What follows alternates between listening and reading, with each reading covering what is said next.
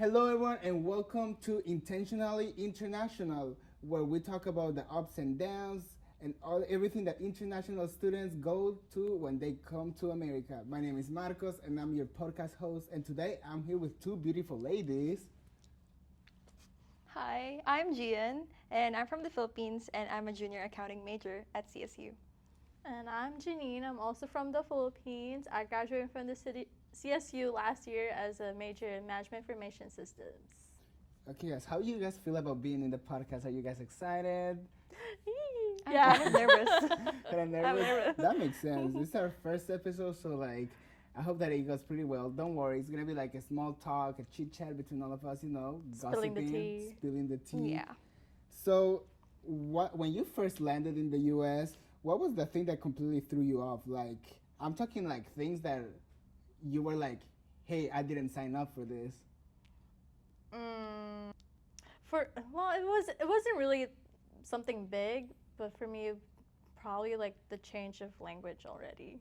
Cause I was born and raised in the Philippines, and I'm like used to speaking our native language, which is Tagalog or Filipino. And then I moved over here. I was like, now you have to talk straight English, even though I knew English back then. So just the language, maybe change of language. Well, in my experience, it's not really something that threw me off. It's something that amazed me because I came from the Philippines, and when you said that when we first landed here, the first thing that I noticed is the traffic flow. That's true. Wait, that's true. The traffic is true. Yeah, like I was surprised that the traffic is moving. Like in the Philippines, if you're in the airport, like the cars are not moving at all. You Or can maybe get- slow. You can Slowly. get stuck for an hour or two. Yeah, and like 1 kilometer away. I Yeah. don't know. 5 minutes could be like 30 minutes Yeah. to an hour. I feel that. Do you feel that it is because the U.S. is so big and it's like easier to move? Like there's like different routes, There's like different highways. Yeah, There's like like- an interstate, a route, something like that. so it's like easier to get to places. And like I feel you because whenever like I'm back home in Honduras and I'm driving, like for me being 30 minutes stuck is like nothing. So like you're just used to that. And here like people get like they start honking at you. They're like so Yeah. desperate to go home. And then they like start whatchamacallit, like the dads over here. They get out of the car and then do the dad stance. It's like, what's going on over there?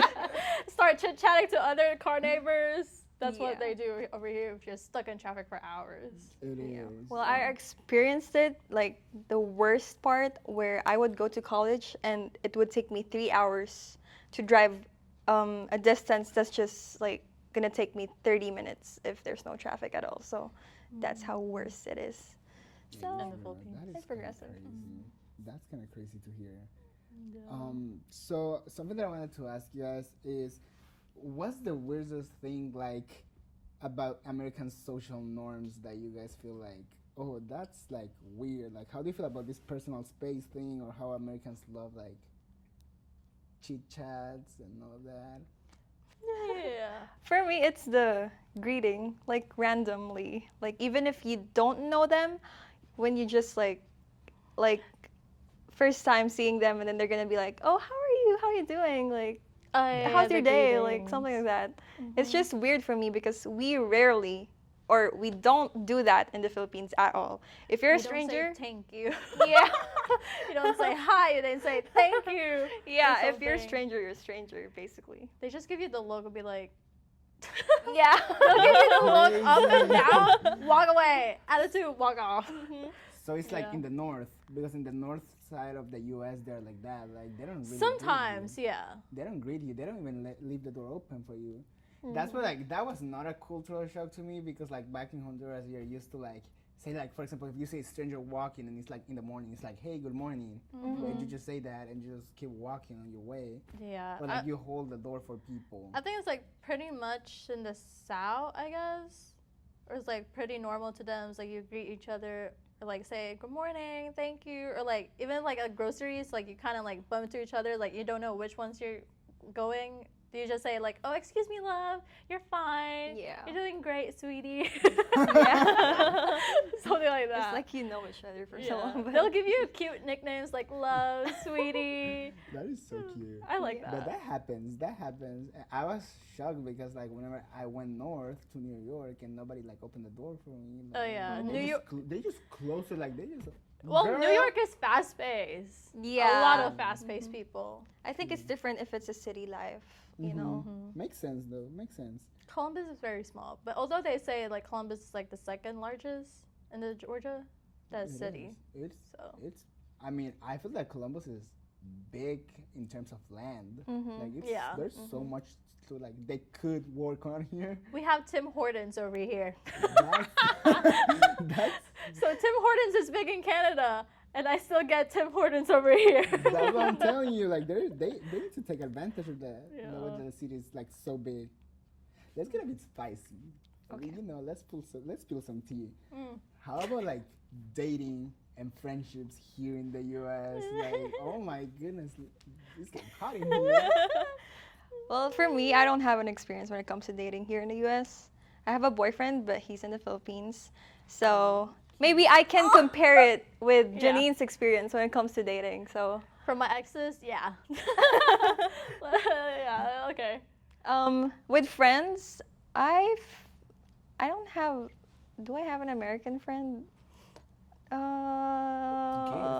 Gift, yeah, gift.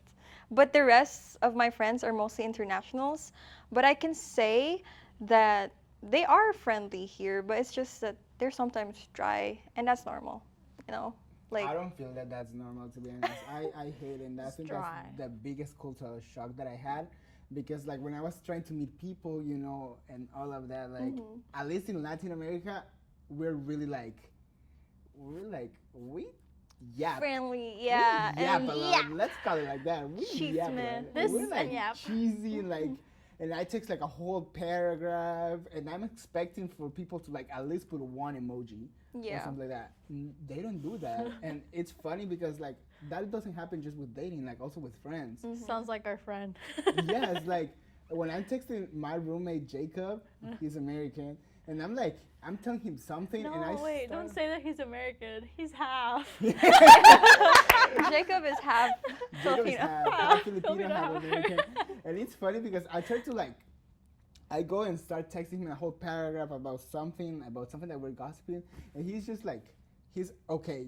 And I'm like, girl, like put some flavor in this. Like, you need to like start like keep it up, girl. Keep it up.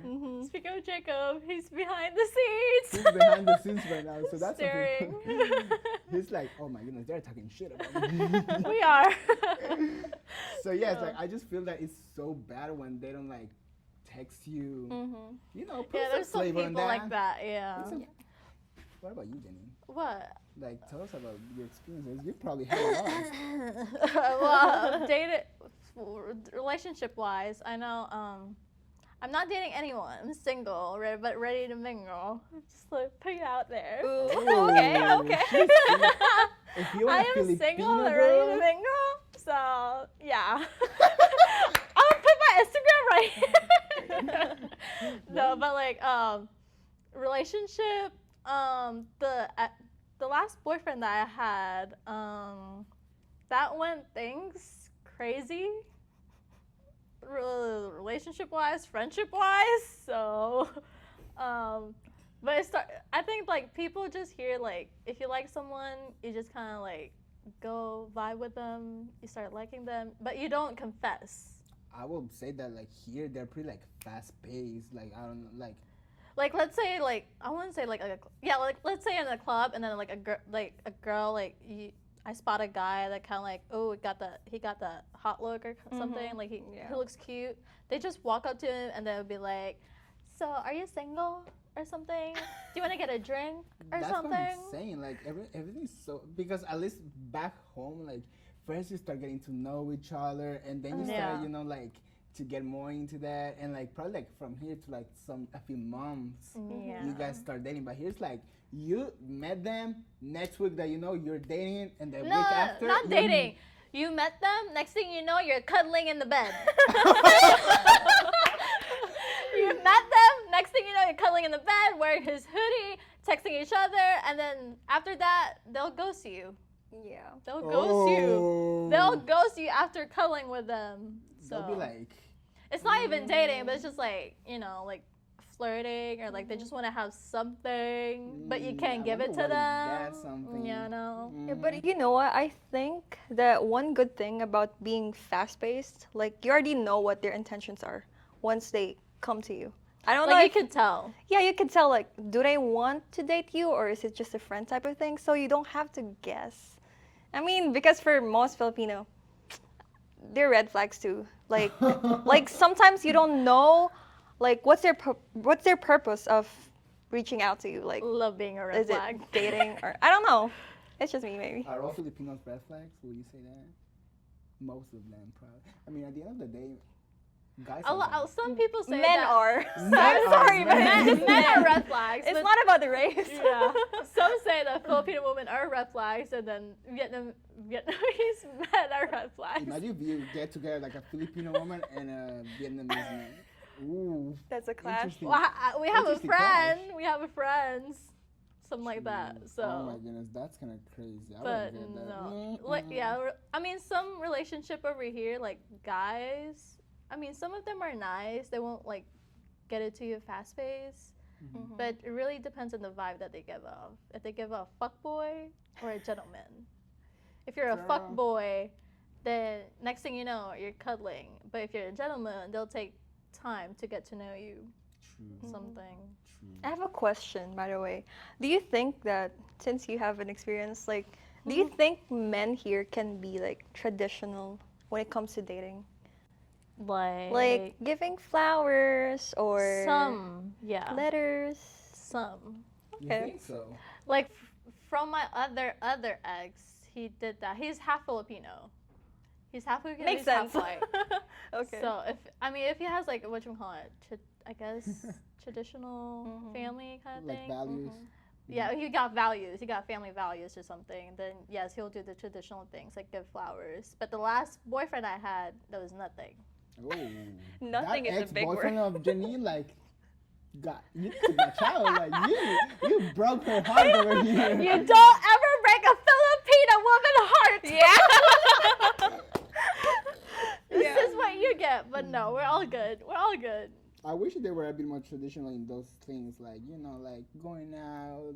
Like, even like, I don't know about my previous experiences here.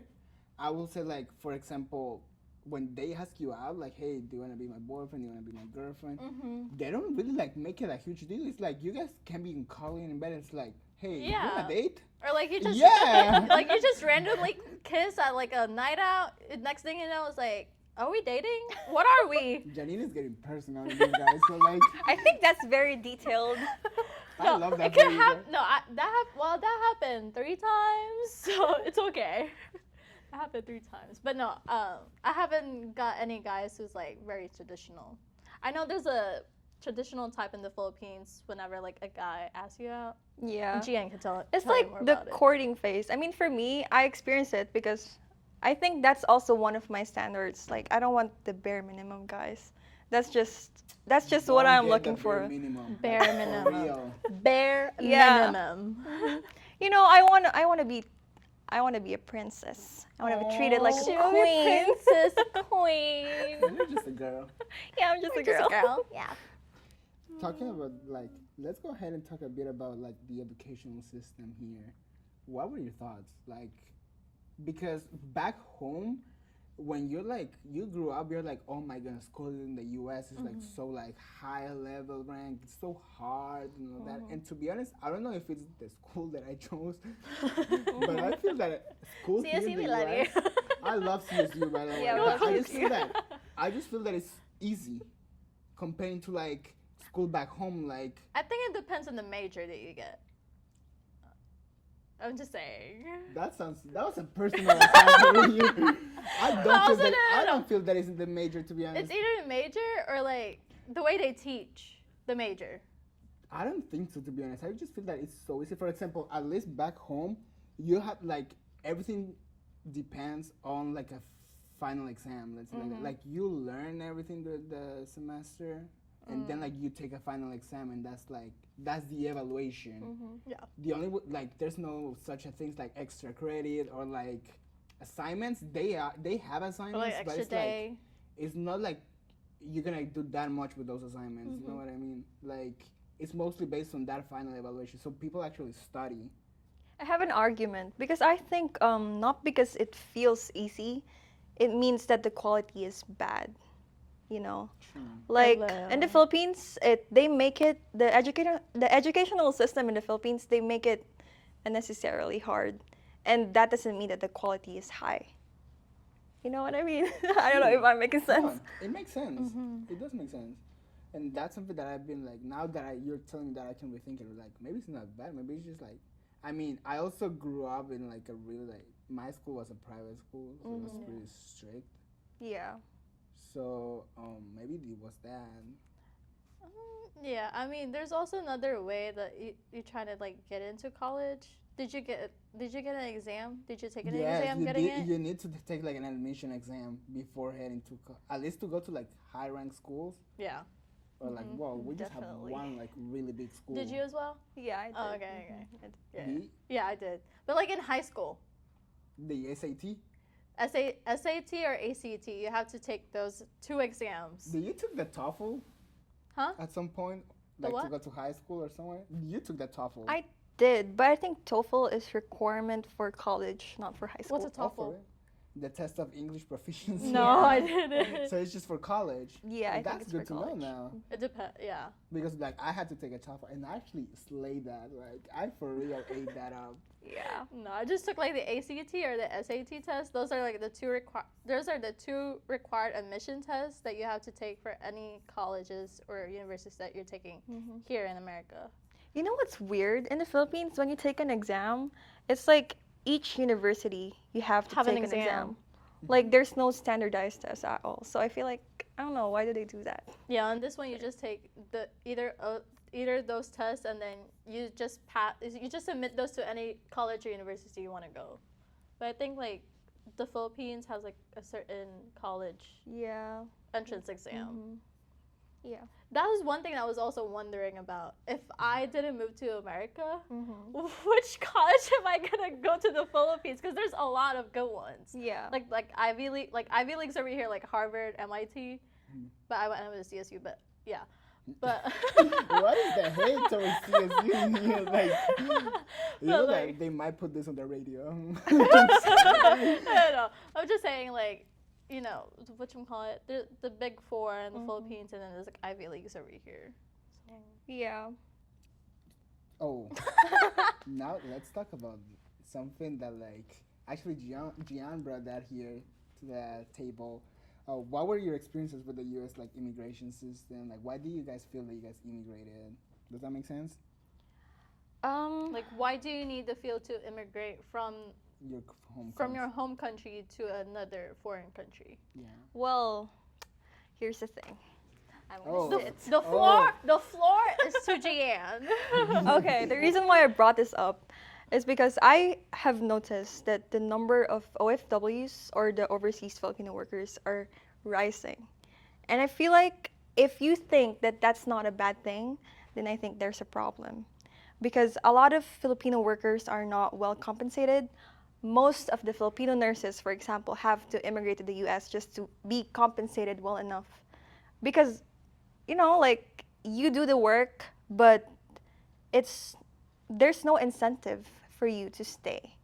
Basically, like, you have the skill, you have the knowledge, but it's just not enough.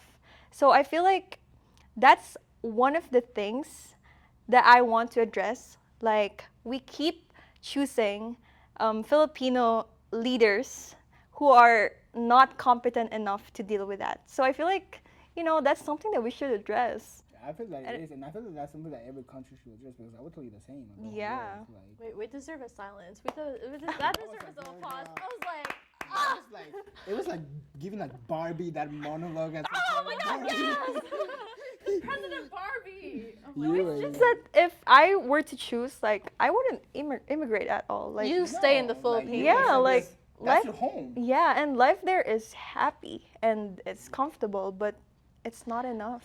opportunity-wise. Because so. like once you immigrate from like a home country to another country that you're not used to it, you're starting over again. You're starting from the Yeah. bottom. You're trying to like you don't have a house. You can't even get a house. You're just only starting an apartment, either a studio apartment or a bedroom apartment. And then after that, you have to work for like 3-4 years until you get enough money to get a car, get a house, until you finally like comfortably living in the U.S. something, and finally saying the American dream that they say. Yeah. So, But for me, it's really not an American dream. It's just the opportunities that we're deprived of. Like, I feel like that's something that I talk to Jacob a lot. It's like, I know it sounds bad, but I feel that Americans are so privileged. Like, they have There's so a many lot. opportunities here. And, like, the way that they don't really take advantage of of them, it, yeah. it's like, it frustrates me a lot. Like, for example, like, I don't like whenever I go to like classes and like I don't see my classmates like fully engaging with the like with the professor, with the content that is being taught, and also like with job opportunities that this might bring to them. They're just like, I'm just going to school. Like sometimes they don't even show up, and it's like, girl, like there's so many opportunities out here, and you guys are just wasting them. Like there's so many people out there that wish that their places, their homes were like that, and they just don't understand that. Yeah. they just sit there in the class But- on their laptops. Yeah. But talking about privilege, I feel like being able to have the opportunity to leave a third world country is also a privilege. So I feel like that's the thing. That's why I think we feel like Americans who already live here don't take advantage of it. That's because we're so deprived of those opportunities that when we came here, like we should do our best. Like we have to be the best versions of ourselves We have because to work hard. yeah, for because we're already ourselves. here. Like Yeah. it's already handed to us, so we just have to take it, grab the opportunity, and you know, do it again. do it again. Yeah. True. That was good. Yeah. That's really good. That touched me a lot. Oh my god, I'm gonna cry.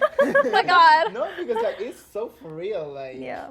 I feel like I would like if everything was good like in Honduras, I wouldn't choose to immigrate. Yeah, here. right. It's like that's my home, and like I wish that like at least for example I came here because I wanted to pursue a career in film. Those opportunities are non-existent in Honduras. Like literally nobody can do that. Like Yeah. I feel there's just one university out of all the universities that offers something similar to that. So it's like But you I want to wonder, do like, it better. I'm really privileged because like I got the chance to like go abroad and study like something like that I wanted, and I'm Yeah. also privileged that my parents allowed me to do that because also like we can talk about like how at least in our countries, I don't know about the Philippines, but at least in Honduras, like studying something related to arts is not something that their parents would allow. Yeah. I mean, the Philippines, the very top, very top work over there is nursing. Yeah. Like engineering, engineering is on there too, but nursing, engineering are the top two. And art in the Philippines, that's I think something that you can only pursue if you belong to the upper level middle class because Yeah, they're They're rich. They're the rich. The- ones. yeah. Rich, yeah. That's if true, you have though. the money, you can do anything. In Whatever the you want, Philippines. basically. Yeah. Basically. That is so true though, because like at least in Honduras, like that school that offers that is like the most expensive like university because it's like the technology university. Yeah.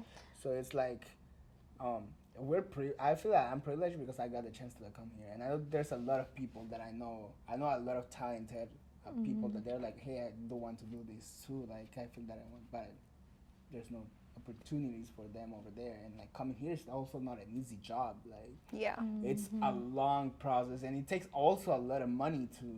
Yeah. So it's like not everyone could do that. So that's where I think about like all of the privilege status that like it's being wasted here. Yeah. Yeah. Basically. Do you guys like feel? Is there any like major legal or political difference that you guys were surprised when you first came here?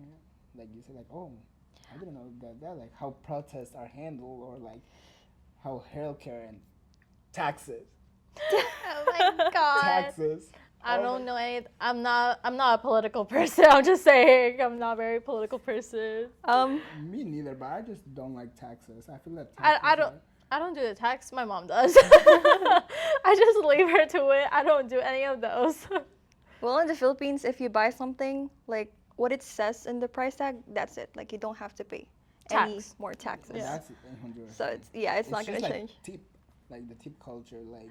The tip culture. I Oh want my to talk God, about that's that. one thing. In the Philippines, you don't give tips. Yeah. It's already included. Like whenever you buy Yeah. something, or whenever you go to a restaurant, Yeah. the tip is already included, so there's no point of paying extra. So I And don't then understand it. taxes. But here, so like let's say your total meal for like whatchamacallit, $20.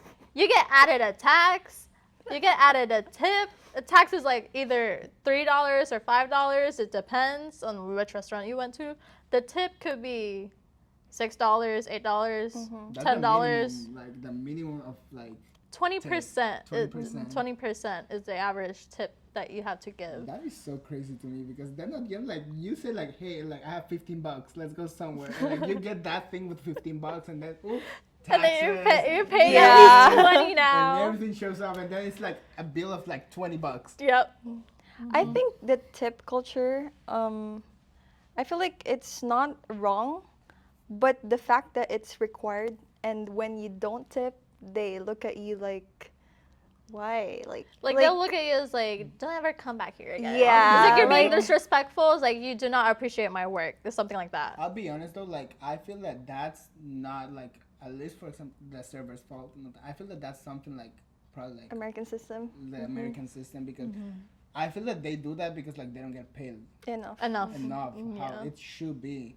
It's very like, under. Yeah, so like I will understand that, and like I feel that something that like I've talked to friends that work on that, like being servers and all that. I'm like, maybe now I understand why they are so frustrated whenever like they don't get enough tip, because it's like, imagine serving a 20 people party size, and they And just then give you give like you $10 for everything that you did, just $10. That's kind of like messed up, to be honest. Kind Now of I'm trying to disrespectful. understand that Yeah. it's not just disrespectful, it's also like all the time that you did that, like if you serve them pretty good, imagine like the attitude and all that, Yeah. and it's like 10, you're just getting $10. That like, I will feel frustrated too. I'd be like, get out. Yeah. That is crazy. That is crazy. But let's go back a bit and talk about like adaptation. Is there anything that like took you a while to adapt to, besides the weather? Because I feel that the weather in Georgia is just a pain in the ass. I want to be straightforward. Adapting. I have a lot of. Girl, like Get the floor to Jiane again. Jan was like, Please Jan start. didn't talk to people when she first came. Yeah, I didn't talk to people because it was honestly hard for me. Like, so I came here alone, and that was my first international flight, by the way. And that was my not even a domestic flight. That's my first time riding a plane, and I came straight to the U.S. That was your first Like- first plane ride? Yeah, like ever.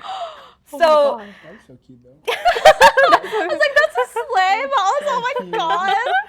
so everything was the first time to me when I first came here. So adjusting was the hardest process of being Makes in sense. America. And more than like, to be honest, you're pretty young. Like, Yeah, you I was just- 18. yes. I was 19. Oh, I was 18 You when were I came 18 She here. when was you came 18. here. She's Yeah, 20 it's like- now.